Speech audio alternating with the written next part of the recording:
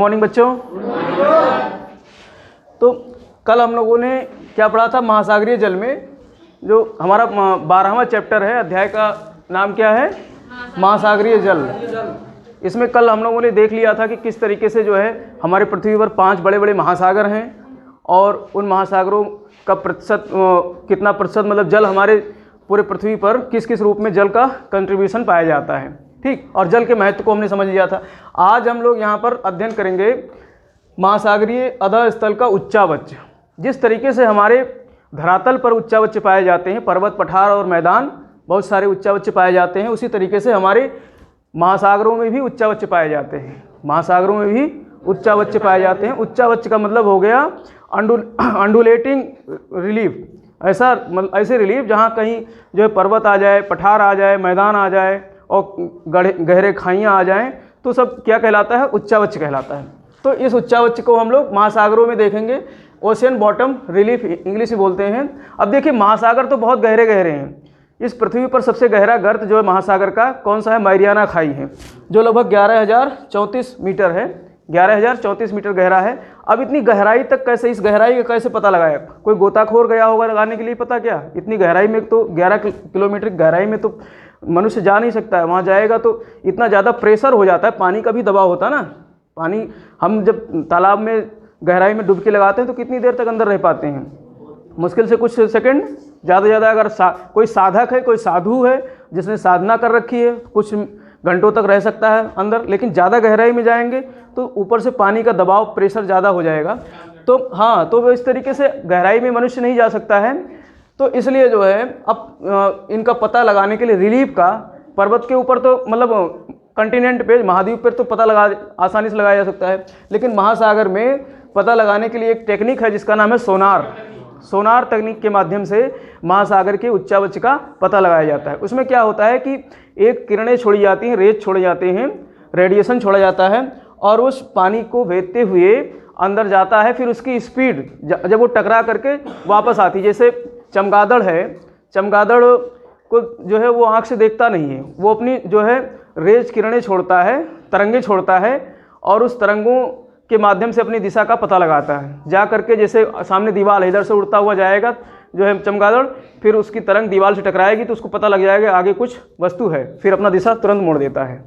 इसी तरीके से सोनार तकनीक जो होती है उसमें कुछ ऐसे रेडिएशंस, कुछ ऐसे तरंगें छोड़ी जाती हैं जो पानी की गहराई में जा करके जो अधः स्थल है, अधः स्थल का मतलब बॉटम, अधः स्थल का मतलब बॉटम। जैसे इस समय रहलई का तालाब सूखा हुआ है ना, तो जो सूखा हुआ निचला जो हिस्सा है उसको क्या कहा जाता है, बॉटम या अधः स्थल कहते हैं उसको, भूगोल की भाषा में अधः स्थल या फिर उसको इंग्लिश में बॉटम कहते हैं। तो उस बॉटम तक अभी 11 किलोमीटर की बॉटम तक पहुंचना बहुत कठिन है, तो सोनार तकनीक के माध्यम से उसका पता लगाया जाता है। तो महासागरीय उच्चावच क्या है, महासागरों की तली में बहुत सारे क्या पाए जाते हैं, बड़ी बड़ी पर्वत श्रृंखलाएं पाई जाती हैं, गहरे गर्त पाए जाते हैं, बड़े बड़े मैदान पाए जाते हैं। हमारी पृथ्वी पर जो मैदान है उनसे भी बड़े बड़े मैदान पाए जाते हैं, उनसे गहरे गर्त पाए जाते हैं। अगर हम बात करें हमारी कंटिनेंट का सबसे ऊंचा क्षेत्र कौन सा है, माउंट एवरेस्ट है, जिसकी ऊंचाई लगभग 8,850 मीटर है। अभी वैसे किताबों में 8,048 मिलेगा, लेकिन अभी 2 मीटर लगभग इसका जो है ऊंचाई बढ़ गई है, तो कहीं कहीं 8,050 भी मिलेगा, क्योंकि माउंटेन्स हमारे बढ़ रहे हैं, उसकी ऊंचाई बढ़ रही है। तो 8,850 मीटर की सबसे ऊंची हाइट है जो पृथ्वी पर, सबसे ऊंची 8 किलोमीटर, लगभग 9 किलोमीटर के आसपास। और गहराई की बात करें तो 11,034 मीटर गहरा है, यानी 11 किलोमीटर से भी अधिक गहरा गर्त कौन सा, मैरियाना खाई है, जो प्रशांत महासागर में एक गर्त पाया जाता है, वहाँ पर ये है। तो अब यही सब क्या है, मतलब क्या कहलाते हैं, पृथ्वी समुद्र का उच्चावच कहलाता है। ये सब मिला करके उच्चावच कहलाता है। अभी इसका निर्माण कैसे हुआ, इस उच्चावच का देखो, पृथ्वी पर हमने पढ़ा था जो हमारे महाद्वीपों का निर्माण होता है उसके लिए कई सिद्धांत हैं, जिसमें पर्वत के निर्माण के लिए जो है कोबर महोदय ने और जो है इसी तरीके से बहुत सारे विद्वानों ने अपना जो है सिद्धांत दिया था। तो यहाँ पर महासागरों में जो है जो गर्त बने हैं उनके निर्माण के लिए विवर्तनिक और जो है संकल्पनाएं भी हैं, ज्वालामुखी निक्षेपण, इन सब क्रियाओं के माध्यम से, इन सब सिद्धांतों से इसको मतलब इसके पता लगाया गया है कि ये इसका निर्माण हुआ उच्चावच का। जैसे विवर्तनिक में समझ लो, विवर्तनिक मतलब टेक्टोनिक्स थ्योरी बोलते हैं। टेक्टोनिक्स थ्योरी में क्या होता है, हमारी पृथ्वी पर जो है बड़े बड़े प्लेट्स हैं, बड़े बड़े प्लेट्स हैं, 22-21 प्लेट्स हैं और 100 से ऊपर छोटे छोटे प्लेट्स हैं सब मिला करके। तो इन प्लेट्स के में क्या होता है, हमने एक बार बताया भी था, प्लेट्स क्या होते हैं, हमारे जो है दृढ़ भूखंड होते हैं पृथ्वी के, जो लगभग 200-250 किलोमीटर की गहराई तक के भाग होते हैं, वो प्लेट्स कहलाते हैं। और वो जो है स्ट्रेटोस्फेयर, जो हमारा मंडल है, उस स्ट्रेटोस्फेयर में अर्धद्रवित पदार्थ पाए जाते हैं, उस पर उनका घूर्णन होता है, वो गति करते हैं। तो उस विवर्तनिक प्लेट थ्योरी के अनुसार भी जो है इसमें जब कोई जो है दो प्लेट आपस में टकराते हैं तो उसमें कहीं जो है पर्वत बन जाता है और जो है कहीं खाई बन जाती है। तो ऐसे जो है इसका निर्माण हुआ। ज्वालामुखी क्रिया द्वारा भी जो है महासागरों में पर्वतों का निर्माण हुआ है। ज्वालामुखी क्रिया द्वारा क्या होता है कि ज्वालामुखी से जो निकला हुआ पदार्थ बाहर आता है, वो जमा होता है ऊपर, और ऊपर जमा होकर के जो है बेसाल्टिक और ग्रेनाइटिक जो है रिलीफ का निर्माण करता है, पर्वतों का निर्माण होता है। तो समुद्र में भी अगर ज्वालामुखी उद्गार होता है तो वहाँ पर भी पर्वत निर्माण होता है। तो इस तरीके से ज्वालामुखी क्रिया से, और निक्षेपण क्रिया से क्या होता है कि हमारे पृथ्वी धरातल नदियाँ क्या करती हैं, नदी और पवन, इनके द्वारा जो है मलबा बहा करके समुद्र में ले जाकर गिराया जाता है। जो डेल्टाई क्षेत्र होते हैं, डेल्टा में क्या होता है, डेल्टा तो मलबा का ही जमाव है। डेल्टा जो है नदियाँ ले जाकर समुद्र में अपना जो है मलबा गिराती हैं, तो उनका जमाव जो होता है वो क्या कहलाता है, डेल्टा। अब वो जो जमाव हुआ, वो जमाव धीरे धीरे करके समुद्र की आधा स्थल तक यानी तली तक पहुंचता है, तली तक पहुंचता है। तो वहाँ जो बनता है, जो आकृति बनती है, कैसे बनती है, निक्षेपण के माध्यम से। ये सब बताने की जरूरत है ना, निक्षेपण और ये सब बता दिया था, तो निक्षेपण से। तो इस तरीके से इन विधियों के माध्यम से उच्चावच का निर्माण होता है। अब अधास्थल की बात करें तो अधास्थल का विभाजन मुख्य रूप से चार जो है, उसकी तली में 4 प्रकार के उच्चावच पाए जाते हैं मुख्य रूप से।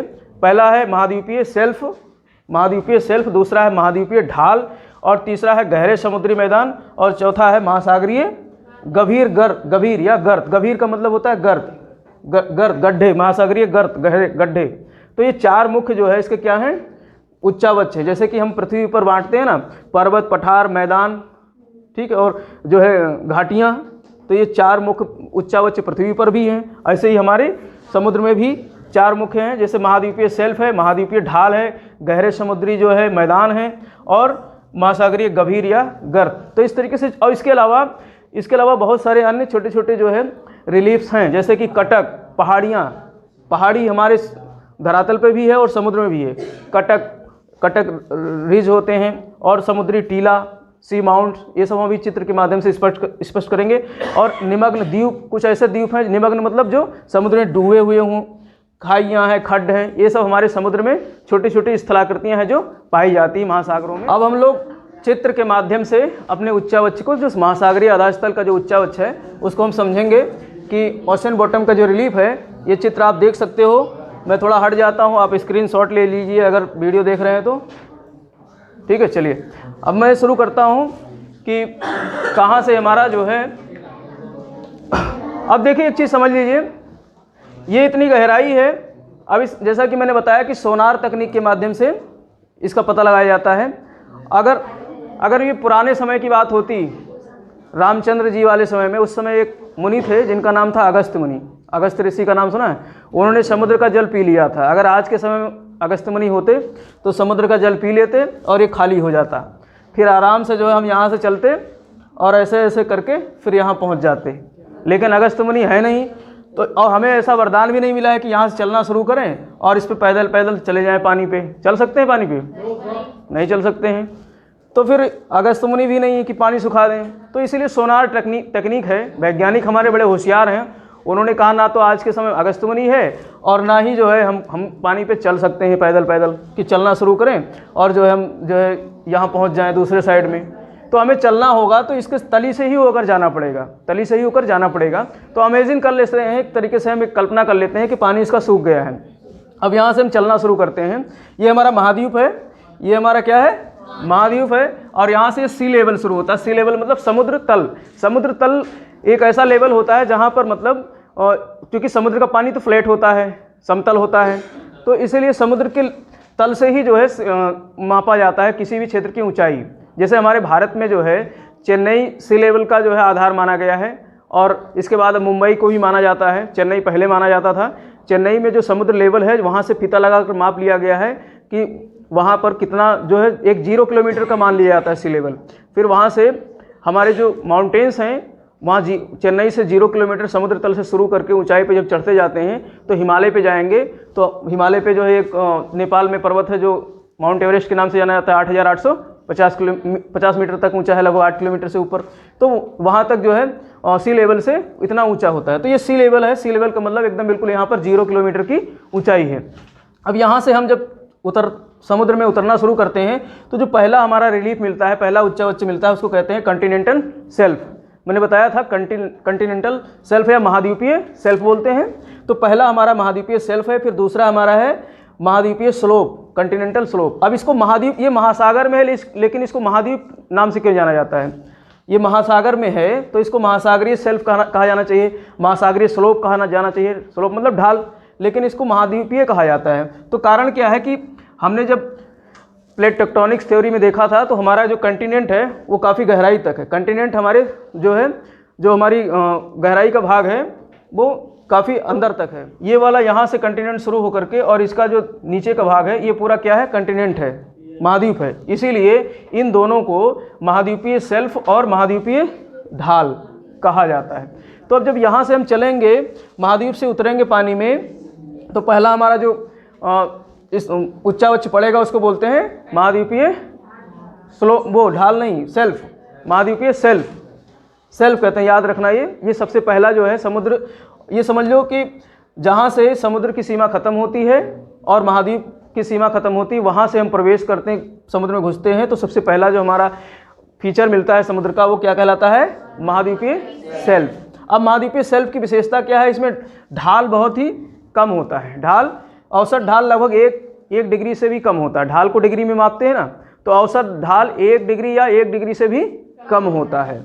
और इसकी चौड़ाई की बात करें तो औसत चौड़ाई लगभग 80 किलोमीटर है। चौड़ाई कैसा होगा? जैसे चौड़ाई, ये महाद्वीप हो गया और यहाँ तक की ये जो है वो हो गया इसका जो है कॉन्टिनेंटल शेल्फ। तो ये लगभग औसत, कहीं पे ज़्यादा भी है कहीं पे कम भी है। ज़्यादा की बात करें तो हमारा जो है एक साइबेरिया में जो है साइबेरियन शेल्फ है। साइबेरिया जो एशिया में एक स्थान है रूस का, साइबेरिया कहलाता, मैंने बताया भी था, विश्व का सबसे ठंडा स्थान वही है।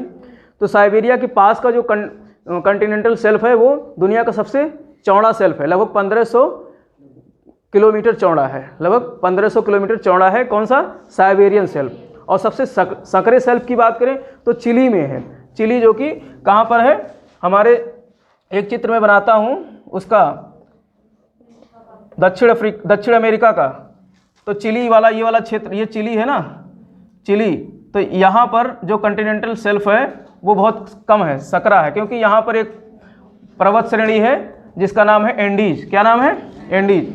तो पर्वत श्रेणी जहाँ पर हैं वहाँ के शेल्फ क्या होते हैं? सकरे होते हैं। वहाँ के शेल्फ सकरे होते हैं, यानी ज़्यादा उनका विस्तार नहीं होता है। तो ये एंडीज पर्वत है, इसीलिए चिली का। तो अब यहाँ पे प्रश्न आएगा टिक मारने में कि जो है विश्व का सबसे ज़्यादा कॉन्टिनेंटल शेल्फ विस्तार कहाँ पाया जाता है? तो साइबेरिया में पाया जाता है, साइबेरियन शेल्फ का। और सबसे कम कहाँ है? चिली में। और औसत चौड़ाई क्या है? 80 किलोमीटर है। और ये जो है सबसे उथला भाग होता है समुद्र का। सबसे उथला भाग क्या होता है? Continental shelf. उथला मतलब उठा हुआ है, ऊंचा है, यानी ज़्यादा गहराई यहाँ पर नहीं है। तो सबसे उथला भाग क्या है? कॉन्टिनेंटल शेल्फ है। अब यहाँ पर देखिए, अब यहाँ पर एक सीमा शुरू होती है, इसको बोलते हैं शेल्फ अवकाश। शेल्फ अवकाश वो स्थान है जो संक्रमण क्षेत्र होता है। यहाँ से एक अचानक जो है गहराई शुरू हो जाती है और इस अचानक गहराई शुरू होने से एक दूसरा फीचर शुरू हो जाता है जिसको बोलते हैं कॉन्टिनेंटल स्लोप, ढाल। तो ढाल और शेल्फ के बीच जो अवकाश होता है, जो संक्रमण पेटिका होती है, उसको कहते हैं शेल्फ अवकाश। जब हम वायुमंडल में जो है दो पेटियों के बीच का क्षेत्र हम देखते थे तो उसको क्या कहते थे? पॉज कहते थे ना। जैसे ट्रोपोस्फियर यानी क्षोभ मंडल और समताप मंडल के बीच क्षोभ सीमा थी या ट्रोपोपॉज था, तो ऐसे ही कॉन्टिनेंटल शेल्फ और कॉन्टिनेंटल स्लोप के बीच जो संक्रमण पेटी है, संक्रमण पेटी उसको क्या कहते हैं? शेल्फ अवकाश। यानी कि यहाँ पर अचानक जो है कॉन्टिनेंटल शेल्फ में अचानक एकदम से तीखा ढाल आ जाता है, तीखा ढाल आ जाता है। तो यहीं से शुरू हो जाता है कॉन्टिनेंटल स्लोप। और स्लोप जो है ये चूँकि नाम ही है स्लोप, ढाल, तो इसका ढाल अधिक होगा, इसका ढाल अधिक होगा। ढाल लगभग इसका 2 डिग्री से 5 डिग्री तक होगा, 2 डिग्री से 5 डिग्री इसका ढाल होगा। किसका? कॉन्टिनेंटल स्लोप का। ढाल, और गहराई 200 मीटर से 3000 मीटर तक, गहराई जो है 200 मीटर से। अब ये कॉन्टिनेंटल स्लोप की गहराई लगभग 200 मीटर तक है। कॉन्टिनेंटल स्लोप की गहराई, कॉन्टिनेंटल शेल्फ की गहराई लगभग 200 मीटर तक है। गहराई मतलब यहाँ तक, यहाँ से अगर फीता लगाकर मापोगे तो ये औसत गहराई आएगी, कहीं पे ज़्यादा भी है कहीं कम है, लेकिन औसत गहराई 200 मीटर आएगी। और स्लोप की गहराई 200 मीटर से यानी उसके आगे से शुरू होगी और लगभग 3000 मीटर तक यानी 3 किलोमीटर तक, अगर यहाँ से आप फीता लगाकर मापोगे तो लगभग 3 किलोमीटर तक गहरा होगा। कौन सा? Continental slope. 200 मीटर से लगभग 3000 मीटर तक गहरा होगा। कौन सा? कॉन्टिनेंटल स्लोप या महाद्वीपीय ढाल। और यहाँ पे ही जो हमने बताया था कि कुछ छोटी छोटी स्थलाकृतियाँ पाई जाती हैं, जैसे कि खड्ड है, गर्त है, खाइयाँ हैं। खाइयाँ और गर्त तो अलग है, खाई और खड्ड गर्त से अलग होते हैं। खाई और खड्ड जो है इसी क्षेत्र में जो है कहीं पे एक गहरा गड्ढा आ गया, कहीं पर एक गहरा गड्ढा आ गया, तो वो कहाँ पाया जाता है? कॉन्टिनेंटल स्लोप पे ही। गहरा गड्ढा क्या हो गया? खड्ड हो गया या खाई हो गया। खाई, जैसे हम पर्वत क्षेत्र में जाते हैं ना, तो अचानक पर्वत पे चढ़ते हैं, फिर उसके नीचे एक खाई आ जाती है घाटी टाइप की, तो ऐसे ही यहाँ पर कुछ खाइयाँ आ जाती हैं, कुछ खड्ड आ जाते हैं। कहाँ मिलते हैं ये खड्ड? कॉन्टिनेंटल स्लोप पर मिलते हैं। तो अधिक जो है गहरे खड्ड यहीं पाए जाते हैं। कहाँ पर? कॉन्टिनेंटल स्लोप पे।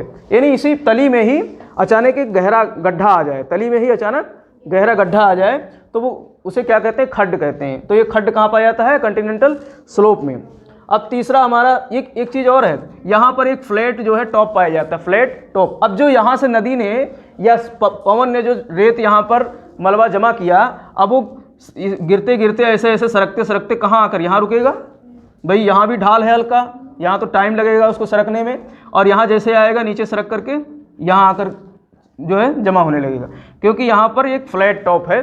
फ्लैट मतलब सपाट जगह है। अब इस सपाट जगह पर यहाँ पर क्या होता है? निक्षेपण होता है। तो यहाँ पर निक्षेपित आकृतियों का निर्माण होता है। यहाँ पर मलबा का क्या होता है? जमाव होता है। कॉन्टिनेंटल स्लोप के बाद जो आए हुए फ्लैट स्थान है, फ्लैट टॉप है, उस पर निक्षेपण जमा होता है, मलबा का निक्षेप होता है। तो यहाँ पर जो है हमारा क्या आ जाता है? निक्षेप आ जाता है। इसके बाद में एक शुरू होता है ओशनिक जो है ट्रेंच, ओशनिक ट्रेंच शुरू होता है, जो हमने बताया था महासागरीय गभीर या महासागरीय गर्त, महासागरीय गर्त, गहरे गड्ढे।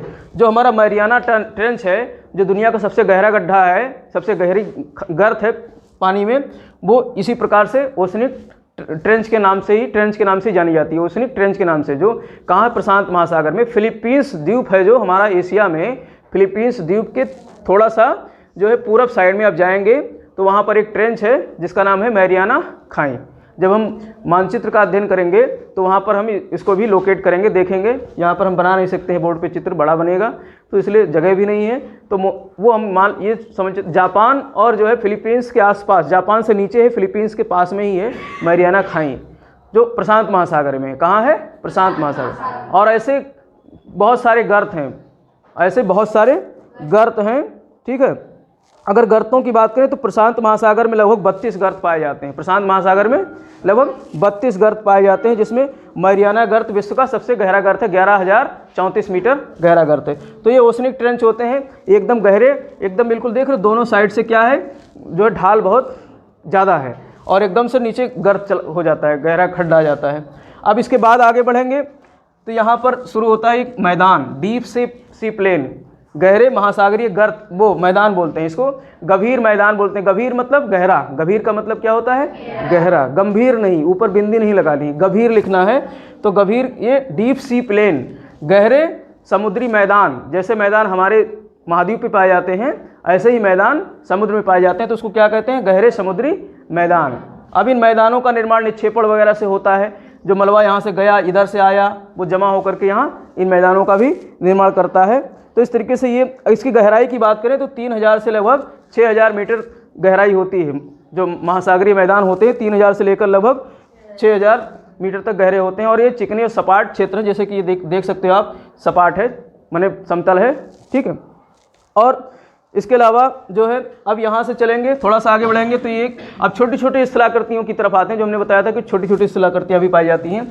तो ये इसको गयोट्स बोलते हैं, गयोट्स। ये ऐसा क्षेत्र होता है जिसे हमारे यहाँ पठार होता है कॉन्टिनेंट पे, तो ये सपाट भी होता है, ऊपर से सपाट है और ऊंचा भी है, सपाट भी है और ऊंचा भी है, और पानी में डूबा भी हुआ है। तो इसको ग्योट्स बोलते हैं। ग्योट्स क्या होते हैं? पानी में डूबे हुए ऐसे पठारी क्षेत्र होते हैं जो ऊपर से समतल होते हैं, सपाट होते हैं, यानी बाहर नहीं, समुद्र में डूबा होता है। और इसके बाद आगे बढ़ेंगे तो यहाँ पर जो है दो रिज मतलब दो कटक दिखाई देते हैं। एक कटक ये है, एक कटक ये है। अब ये इसका निर्माण कैसे होता है? जैसा कि मैंने बताया था कि समुद्र में भी ज्वालामुखी क्रिया होती है, समुद्र में भी ज्वालामुखी क्रिया होती है। तो यहाँ पर ये मान लेते हैं, यहाँ पर क्या है, एस्टेनोस्फेयर में जो है एक चैम्बर होता है जिसको मैग्मा चैम्बर बोलते हैं, हमने बताया था। अब मैग्मा चैम्बर से यहाँ से मैग्मा निकल रहा है, ऊपर चढ़ रहा है और यहाँ पर जो है निकलने का यहाँ प्रयास करता है बाहर इसकी सतह पर, ठीक है। तो इस सतह पर निकलता है तो मैग्मा यहाँ जमा हो जाता है, मैग्मा यहाँ जमा हो जाता है, दोनों साइड में मैग्मा जमा हो जाता है। तो इससे दो साइड में क्या निर्माण होता है? दो कटक रिज का निर्माण होता है जिसको मिड ओशनिक रिज कहते हैं। क्योंकि ये बीच में जो है खाई है और दोनों साइड में रिज है, तो इसीलिए ये मध्य महासागरीय कटक के नाम से जाने जाते हैं। और ऐसे कटक पूरी पृथ्वी पर समुद्र में जो है लगभग 70,000 किलोमीटर लंबे हैं, सबका मिला लिया जाए। और सबसे अच्छा कटक जो इसका मिड ओशनिक रिज है वो कहाँ देखने को मिलता है? अटलांटिक महासागर में। अटलांटिक महासागर एस आकार का बना है ना, इस तरीके से, ये है इस तरीके से अटलांटिक महासागर। ये है दक्षिण अमेरिका, यहाँ इधर उत्तरी अमेरिका, इधर यूरोप है, इधर अफ्रीका है। तो ये ऊपर वाला उत्तरी अटलांटिक, निचला वाला दक्षिणी अटलांटिक कहलाता है। तो यहाँ ये जो है यहाँ पर इसी तरीके से कटक पाए जाते हैं जिसको मध्य अटलांटिक कटक कहते हैं। अटलांटिक महासागर में इसलिए इसको मध्य अटलांटिक कटक कहते हैं। ठीक, अब हम आगे बढ़ेंगे। ये सब पानी में डूबा हुआ है, कुछ हिस्सा ऊपर निकल आता है, समुद्र से बाहर आ जाता है, तो उसको आइलैंड कहते हैं। क्या कहते हैं? आइलैंड या द्वीप कहते हैं। और कहीं कहीं पर ये पर्वत के रूप में भी, नुकीले अगर होते हैं तो पर्वत के रूप में हो जाते हैं, थोड़ा सा सपाट और उस तरीके से रहने लायक हो जाता है तो वो आइलैंड कहलाता है, द्वीप कहलाता है। जैसे कि हमारे यहाँ अंडमान निकोबार द्वीप समूह है, वो ऐसे ही है।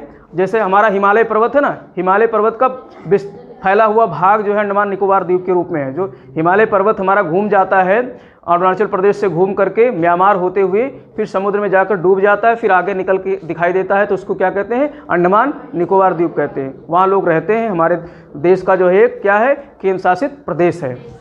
ठीक, तो इस तरीके से आइलैंड। अब यहाँ पर जो है कंटिनेंट यहाँ पर है, मतलब यहाँ से भी कंटिनेंट शुरू हो जाता है, लेकिन बीच में एक सागर और दिखाई दे जाता है, बीच में एक सागर और दिखाई दे जाता है। तो ये सागर चूंकि एक तरफ द्वीप से घिरा हुआ है और एक दूसरी तरफ महाद्वीप से घिरा हुआ है, तो बीच में बंद है ये सागर, तो इसको कहते हैं मार्जिनल सी या सीमांत सागर। इसको बोलते हैं सीमांत सी, सीमांत सागर। सीमांत का मतलब दोनों तरफ से भूमि जमीन हो। एक तरफ मान लेते हैं कोई आइलैंड आ गया और दूसरे साइड में कंटिनेंट आ गया, महाद्वीप आ गया, तो ऐसे सागर को क्या कहते हैं? सीमांत सागर।